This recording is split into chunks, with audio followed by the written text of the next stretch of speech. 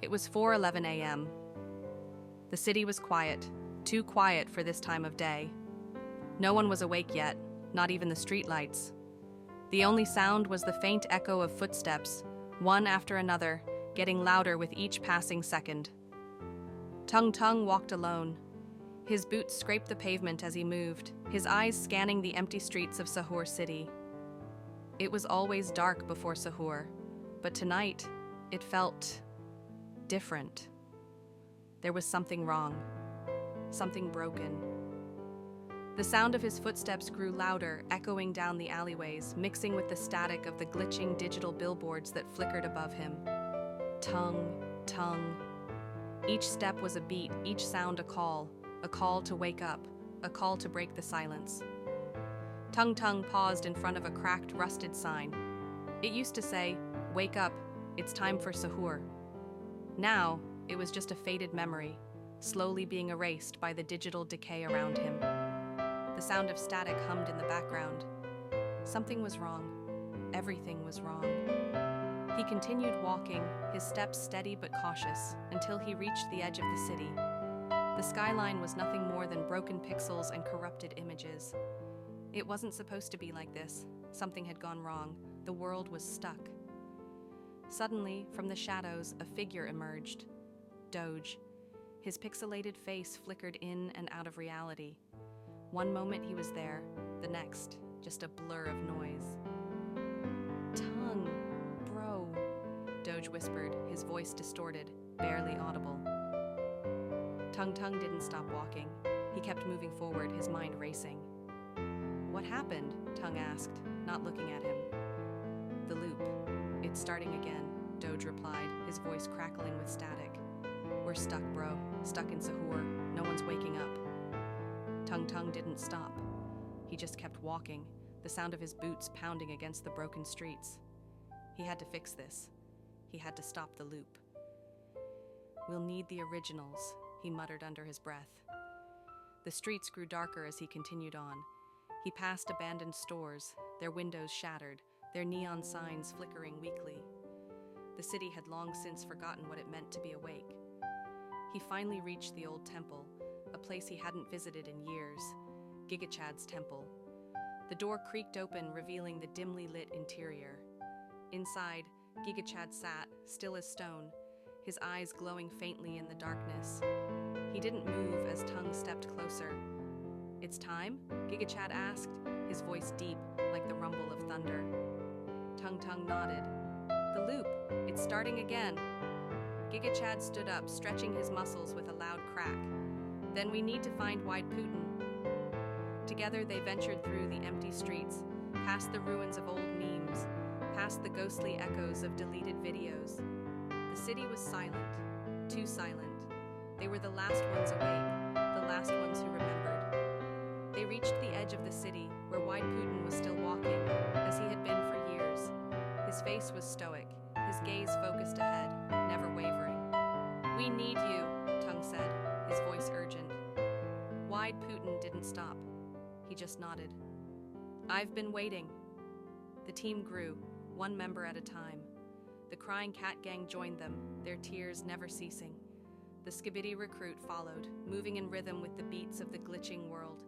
Riz Monk, still meditating under the waterfall of endless loops, opened his eyes and nodded silently.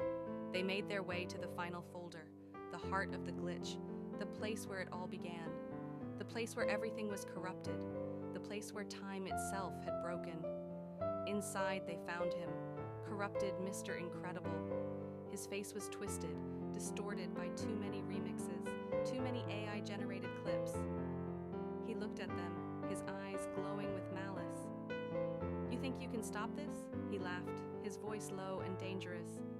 "You think your little pot will save anything?" Tung Tung stepped forward, his hands gripping the pot tighter. "No," he said, "but this will." He raised the pot high. Tung.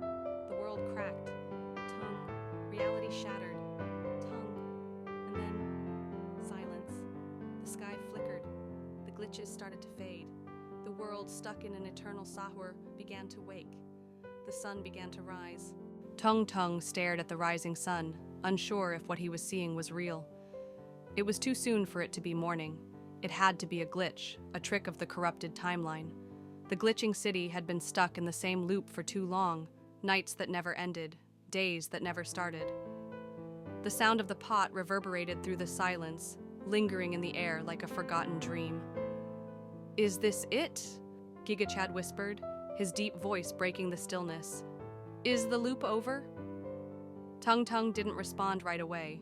His eyes were fixed on the horizon, where the digital sky flickered like a faulty screen. The sun was rising, but it wasn't supposed to. The world wasn't supposed to restart. Not like this. "This isn't the end," Tung said finally, his voice filled with resolve. "We've stopped the loop, but there's more to fix. The glitches aren't gone yet. The code is still corrupt. The timeline is still broken." Wide Putin stepped forward, his massive figure casting a long shadow over the group. He didn't speak, but his eyes, as stoic as ever, reflected the weight of Tung's words. They had just won a battle, but the war was far from over. "We need to restore balance," Tung continued. "We need to find the root cause of the glitch before it spreads again." As the words left his mouth, the ground beneath them began to tremble. The city shook, as if it were alive, reacting to their presence. The corrupted city began to pulse, its lights flickering in an erratic rhythm as if trying to reset itself. "What's happening?" Doge yelped, his pixelated body shimmering in and out of focus. "It's the final folder," Tung said, his gaze narrowing. "It's not just a place, it's the heart of the glitch. If we don't stop it now, it will consume everything. The memes, the loops, the entire timeline. It will all be lost." Shrek, who had remained silent until now, let out a deep sigh. "We've been through this before. The loop always finds a way back." "I know," Tung said, his voice calm but filled with an intensity that matched the growing chaos around them. "But this time we won't let it." With a wave of his hand, he signaled to the group to move forward. They marched through the shifting city, passing through streets that seemed to bend and twist with each step. The buildings morphed into strange shapes, glitching into bizarre configurations, before snapping back to their original forms. The world was breaking, and yet it was still holding together by the thinnest thread.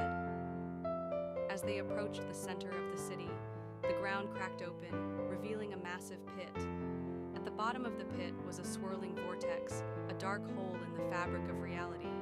The air around it was thick with static, the noise almost deafening. "This is it," Tung said, stepping closer to the edge.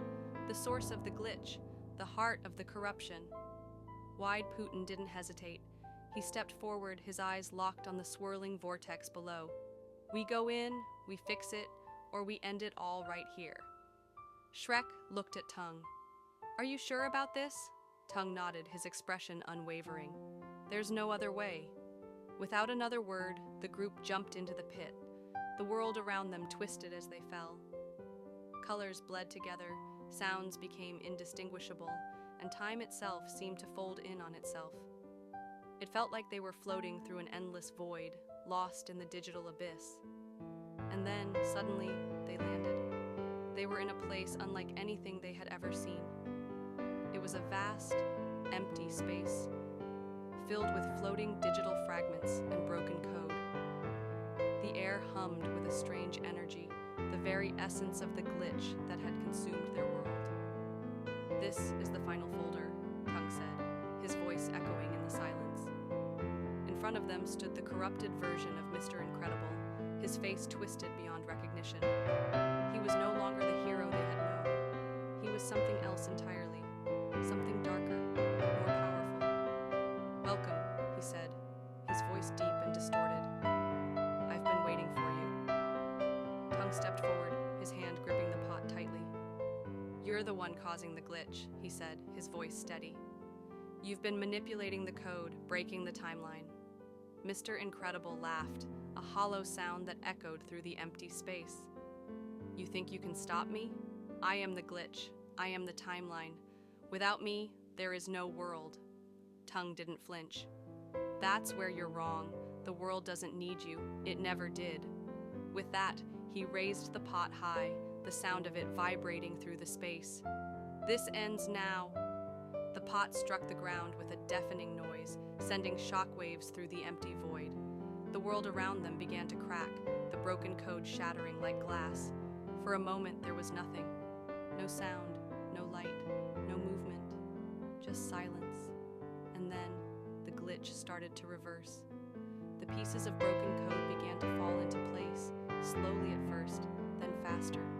The floating fragments of reality